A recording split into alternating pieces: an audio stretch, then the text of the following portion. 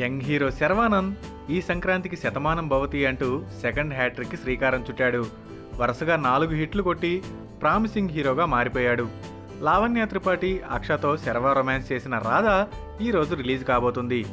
గత కొద్ది రోజులుగా ప్రమోషన్స్లో పాల్గొంటున్న శర్వానంద్ సినిమా విశేషాలతో పాటు తన పెళ్లి ముచ్చట్లు కూడా చెప్పాడు. అంతేకాదు యంగ్ రెబల్ స్టార్ ప్రభాస్ తనని కొద్ది కాలంగా ఓ విషయంలో కాపాడుతున్నట్టు శర్వా చెప్పుకొచ్చాడు.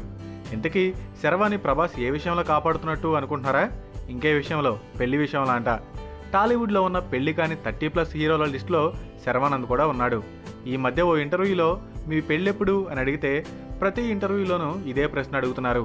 గత కొద్ది రోజులుగా, అంటే సంవత్సరాలుగా మా ఫ్యామిలీ నాకు సంబంధాలు చూసే పనిలోనే ఉంది.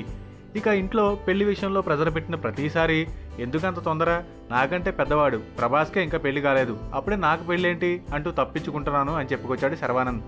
రాధా తన కెరీర్లో మంచి ఫిల్మ్ అవుతుందని శర్వానంద్ కాన్ఫిడెంట్గా ఉన్నాడు. Thanks for watching. For more interesting updates, don't forget to subscribe Filmy Looks.